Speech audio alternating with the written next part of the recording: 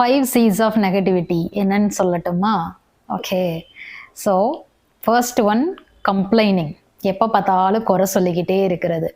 நல்ல விஷயம் இருக்கும், அதில் கூட சில பேர் குறை மட்டும்தான் கண்டுபிடிப்பாங்க. நம்ம கண்ணுக்கு நல்ல விஷயங்களே படாது.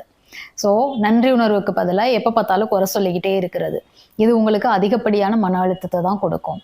செகண்ட் திங், கன்சர்ன், அளவுக்கு அதிகமான கவலை. எதுக்கு எடுத்தாலுமே, அதாவது சில விஷயங்கள்லாம் நம்ம கைக்கு மீறின விஷயங்களாக இருக்கும், இல்லது அந்த ஆரோக்கியமான அக்கறைக்கு பதிலாக தேவையில்லாத விஷயங்களை பற்றி, சின்ன சின்ன விஷயங்களை பற்றி அளவுக்கு அதிகமாக நிறைய பேர் கவலைப்பட்டுட்டே இருப்பாங்க. அது அவங்களுக்கு ஒரு வியாதி மாதிரி கூட இருக்கும். ஸோ அதுவுமே வந்துட்டு ஒரு மன அழுத்தத்துக்கு அவங்கள கொண்டு போய் விடும், அளவுக்கு அதிகமான மன அழுத்தத்துக்கு. அதுக்கப்புறம் 3வது C பார்த்தீங்கன்னா கிரிட்டிசைசிங். அதாவது பாசிட்டிவ் கிரிட்டிசைசிங்கும் இருக்குது, நெகட்டிவ் கிரிட்டிசைசிங்கும் இருக்குது. பட் நிறைய பேர் பார்த்தீங்கன்னா நெகட்டிவாகவே கிரிட்டிசைஸ் பண்ணிகிட்டு இருப்பாங்க. இதை நீங்கள் நிறைய நம்ம சமூக ஊடகங்களில், சோஷியல் மீடியாலெலாம் பார்த்துட்டு இருப்பீங்க. கமெண்ட்ஸ்ன்ற பேரில் நிறைய பேர் போடுவாங்க இல்லையா?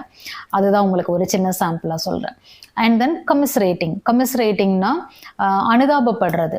அதாவது சில பேர் மற்றவங்களுடைய துக்கங்களில் பங்கெடுக்கிற மாதிரியாகவே என்ன பண்ணுவாங்க, அனுதாபமாக பேசுகிற மாதிரி, ஆறுதல் கொடுக்குற மாதிரி பேசிகிட்டே இருப்பாங்க. பட் என்ன அப்படின்னா, அளவுக்கு அதிகமாக அந்த நெகட்டிவான சூழ்நிலையிலே மூழ்கி போயிடுவாங்க. ஸோ அது என்ன பண்ணுன்னா, அவங்களுக்கு போக போக பார்த்தீங்கன்னா அளவுக்கு அதிகமான மன அழுத்தத்தை தான் அது கொடுக்கும்.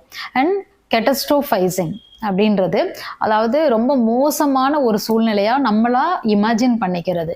ஒன்றுமே கிடையாது, ஒரு சின்ன விஷயமா தான் இருக்கும்.